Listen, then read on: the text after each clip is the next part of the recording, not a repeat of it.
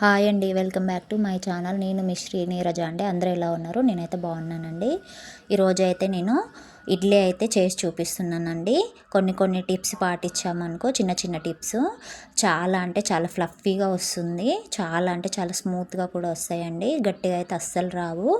చిన్న చిన్న టిప్స్ పాటిస్తే చాలండి. చూసారా ఎంత ఫ్లఫీగా వచ్చిందో? మీకు చూస్తుంటేనే అర్థమవుతుంది అనుకుంటా. చాలా అంటే చాలా మృదువుగా వచ్చాయండి. దాని కాంబినేషన్గా పల్లి చట్నీ కూడా చేశానండి. మీకు చూస్తుంటేనే అర్థమవుతుంది అనుకుంటాను. ఇప్పుడైతే ప్రాసెస్లోకి వెళ్దామండి. నేనైతే ఒక కప్పుగా మినపప్పు అయితే నేను తీసుకున్నాను. ఒక చిన్న కప్పు తీసుకున్నానండి. మీ దగ్గర గ్లాస్ ఉంటే గ్లాసు దేనితోటైనా తీసుకోవచ్చండి. కొలతలు అయితే కరెక్ట్గా చెప్తానండి. నేనైతే ఒక కప్పు నిండుగా మినపగుండ్లు అయితే నేను తీసుకున్నాను. శుభ్రంగా ఒక 2 సార్లు అయితే చక్కగా కడుక్కోవాలండి. మనకి ఇడ్లీలు తెల్లగా రావాలి అంటే మాత్రం ఒక మంచిగా శుభ్రంగా ఎంత కడుక్కుంటే అంత తెల్లగా వస్తాయి అన్నమాట ఇడ్లీలు కూడా. మళ్ళీ వాటర్ అయితే పోసుకుంటున్నానండి.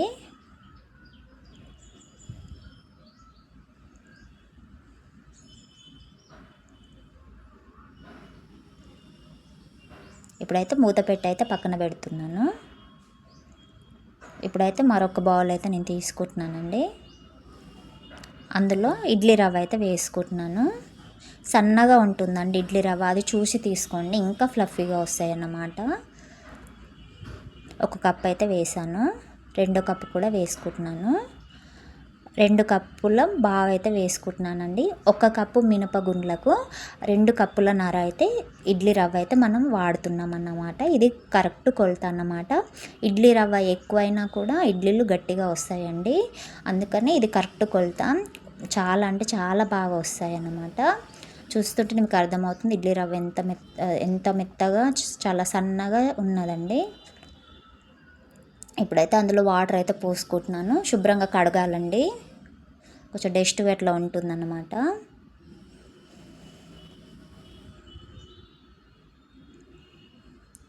మనకి ఇడ్లీలు తెల్లగా రావాలి అంటే మాత్రం ఈ ఖచ్చితంగా అయితే ప్రాసెస్ అయితే చక్కగా కడగాలండి. ఎంత కడిగితే మనకి ఇడ్లీలు అంత వైట్గా వచ్చేస్తాయి అన్నమాట. వీడియో చూస్తున్నారు కానీ లైక్ అయితే అస్సలు చేయట్లేదండి. ప్లీజ్ లైక్ చేయండి, షేర్ చేయండి, సబ్స్క్రైబ్ చేసుకోండి, నన్ను సపోర్ట్ చేయండి. నేను అప్పుడప్పుడు కామెడీ వీడియోస్ కూడా చేస్తూ ఉంటానండి, వాటిని కూడా చూడండి. మిమ్మల్ని నవ్వించడానికి అయితే ట్రై చేస్తూ ఉంటాను. ఇప్పుడైతే నేను ఆ వాటర్ అయితే వంపేస్తున్నానండి. 2 సార్లు శుభ్రంగా కడిగి అయితే పెట్టుకున్నాను. ఇప్పుడు అందులో నేను వాటర్ అయితే పోసుకుంటున్నాను.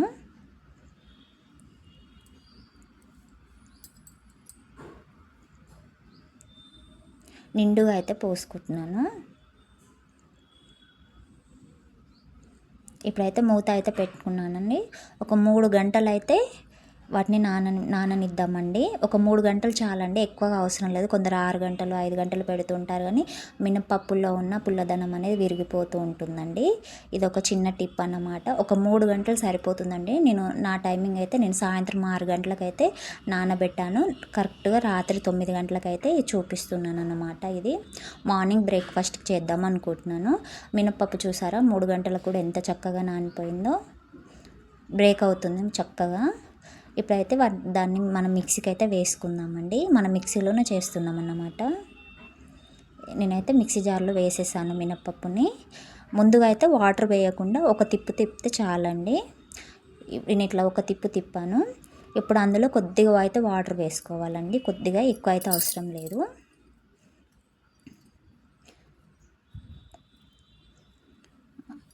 చాలండి, ఎక్కువగా ఏం అవసరం లేదు. ఒకసారి కలబెట్టుకొని మరొకసారి మిక్సీ పట్టుకోవాలి. మనకు పిండి మిక్సీ పట్టేటప్పుడు మధ్యలో చివర్లో ఒకసారి గట్టిగా పొంగుతుందండి మిక్సీలోనే. చూసారా పైనంగా పొంగులాగా వచ్చింది అంటే ఇడ్లీలు కూడా మనకు ఫ్లఫీగా వస్తాయి అన్నమాట. ఇది కూడా ఒక రెండో టిప్పు. మనకు పిండి మిక్సీలో పట్టేటప్పుడు పిండి ఏమవుతుందంటే తిరిగేటప్పుడు పైన ఉబ్బులాగా వస్తుంటుంది. ఆ ఉబ్బులాగా వచ్చే వరకు మనము తిప్పుతూనే ఉండాలి, మిక్సీ పడుతూనే ఉండాలి. ఇప్పుడైతే నేను ఒక గిన్నె తీసుకున్నాను. అందులో ఈ మినపప్పు పేస్ట్ అయితే అందులో వేసుకుంటున్నాను.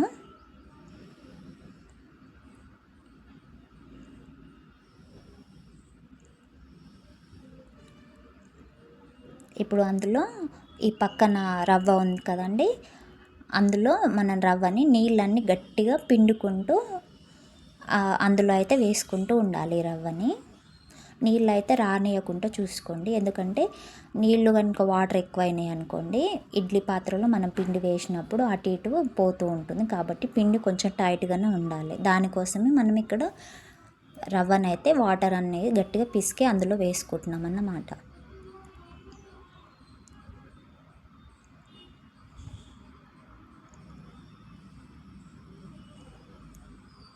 ఇప్పుడైతే అంతా వేసేసుకున్నాను. ఒకసారి బాగా కలుపుకుందాము. ఒకటే డైరెక్షన్లో కలుపుకోవాలండి, ఆగమాగం కలపకూడదు. మొత్తం మిక్సింగ్ రుబ్బినట్టు తిప్పినట్టు ఇట్లా కలపకూడదు. ఇక్కడ ఎంత బాగా కలుపుతామో నైట్ ఫర్మెంటేషన్ అయ్యేటప్పుడు అంత బాగా అవుతుందన్నమాట. ఒకటే డైరెక్షన్లో కలుపుతూ ఉండాలి. మనం కలిపినా కొద్ది అదేమవుతుందంటే పిండి ఆటోమేటిక్గా ఇట్లా ఉబ్బినట్టుగా అవుతుంటుందన్నమాట.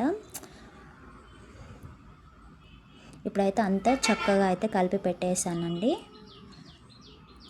ఇప్పుడైతే మూత అయితే పెట్టుకుంటున్నాను.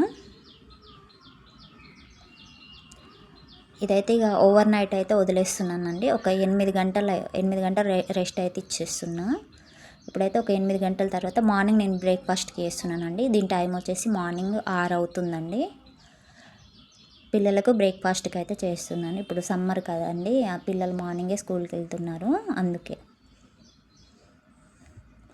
చూసారా పిండి ఎంత చక్కగా పొంగిందో. మనకి ఇందులో వాటర్ కావాలి అంటే మాత్రం వేసుకోవచ్చు. వాటర్ ఏం అవసరం లేదండి. నేను కొద్దిగా అయితే వాటర్ అయితే కొద్దిగా వేసుకున్నాను, ఎక్కువగా ఏం అవసరం లేదు. అందులో కొద్దిగా ఉప్పు కూడా వేసానండి, అది వీడియో స్కిట్ అయిపోయిందండి, ఏమనుకోవద్దు. కొద్దిగా వాటర్ వేసాను, కొద్దిగా ఉప్పు వేసాను. ఇడ్లీ పాత్రలకైతే నెయ్యి కానీ నూనె కానీ రుద్దుకోవచ్చండి. నేనేమో నూనె అయితే అప్లై చేసేసాను. ఇప్పుడైతే కొద్దిగా అయితే అందులో వేసుకుంటున్నాను పిండిని. పిండి చూసారు కదా, ఇలా ఉంటే సరిపోతుందన్నమాట. పిండి ఈ డైరెక్షన్లో ఉంటే సరిపోతుంది. పిండి కూడా ఒకటి గుర్తుపెట్టుకోండి, వాటర్ అనేది ఎక్కువగా వేయకూడదు. ఎప్పుడైతే వాటర్ ఎక్కువగా వేస్తారో ఇడ్లీలు అయితే చాలా గట్టిగా వచ్చేసాయండి. చాలామంది నీళ్ళు ఎక్కువ పోస్తే స్మూత్గా వస్తాయి అనుకుంటారు, అది కాదండి. ఇది తాడు టిప్పు. పిండి అనేది టైట్గానే ఉండాలండి, అదొక్కటి గుర్తుపెట్టుకోండి. ఇంకొక విషయం ఏంటంటే మనము ఇడ్లీ ప్లేట్స్ పెట్టేటప్పుడు కిందనేమో ఇడ్లీ పిండి వచ్చినప్పుడు పైన దాని హోల్స్ వచ్చేటట్టు చూసుకోవాలి. పిండి అనేది పర్ఫెక్ట్గా ఉడుకుతుందన్నమాట. చూసారా, మీకు అర్థమవుతుంది అనుకుంటున్నాను. పిండి పైన మనకు హోల్స్ రావాలి, మళ్ళీ పిండి పైన హోల్స్ ఇట్లా వస్తుంటే చక్కగా కుక్ అవుతుంది. ఎప్పుడైతే నేను స్టవ్ వెలిగించుకొని ఒక గిన్నె పెట్టుకొని అందులో ఒక 2 గ్లాసుల నీళ్ళు అయితే నేను పోసుకున్నాను. అవి బాగా మసులుతున్నాయండి. ఇట్లా ఇప్పుడైతే ఇడ్లీ పాత్రలు అయితే అందులో పెట్టేసుకుంటున్నాను. మిడిల్లో పెట్టుకోవాలండి, కొంచెం అటు ఇటు ఆనకుండా చూసుకోవాలి.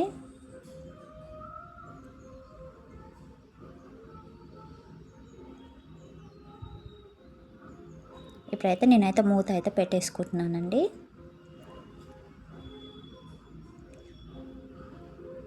ఒక 10 నిమిషాలు అయితే నేను మీడియం ఫ్లేమ్లో పెట్టి అయితే ఉడకనిస్తున్నానండి. చూడండి, మీడియం ఫ్లేమ్లోనే పెట్టి ఉడకనిస్తున్నాను. ఒక 10 నిమిషాలు అయితే చాలండి. ఒకసారి 10 నిమిషాల తర్వాత చూపిస్తున్నానండి. ఒకసారి ఉడికిందో లేదో చెక్ చేద్దాం. చూసారా, ఇడ్లీ అయితే చాలా అంటే చాలా చక్కగా ఉడికిపోయిందండి. నాకైతే అనిపిస్తుంది చూస్తుంటే. ఒకసారి చేయబెట్టి చూస్తున్నాను, చేయికి ఏం అంటలేకపోతే ఇడ్లీ అయితే పర్ఫెక్ట్గా ఉడికిందనమాట. ఓకే అండి, ఇప్పుడైతే నేను స్టవ్ అయితే ఆఫ్ చేద్దామని అనుకుంటున్నాను.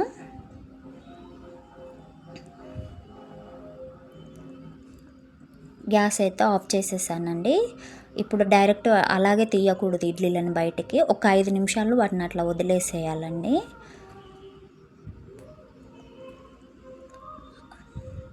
5 నిమిషాల తర్వాత చూపిస్తున్నానండి తీసి బయటికి. చూసారా ఎంత బాగా వచ్చాయో, చాలా అంటే చాలా బాగా పొంగాయి. ఇప్పుడు ఒక స్పూన్కి అయితే నేను వాటర్లో తడిపానండి, అట్లా డైరెక్ట్గా తీయకూడదు. వాటర్లో తడిపి తీసినట్లయితే ఇడ్లీలు చక్కగా వస్తాయి. చూసారా ఎంత బాగా వచ్చాయో, చాలా అంటే చాలా బాగా వచ్చాయండి, చాలా ఫ్లఫీ కూడా వచ్చాయి. మీరు కూడా నేను చెప్పిన టిప్స్ పాటించి చేయండి. మీకు కూడా పక్కాగా హోటల్ స్టైల్లో లాగా చాలా అంటే చాలా బాగా కుదురుతాయి. అంతే సాఫ్ట్గా వచ్చాయి. చిన్న చిన్న టిప్స్ పాటిస్తే చాలండి. ఇడ్లీలు అయితే హ్యాపీగా ఇంట్లోనే చేసేసుకోవచ్చు మనము. చూసారు ఎంత బాగా వచ్చాయో.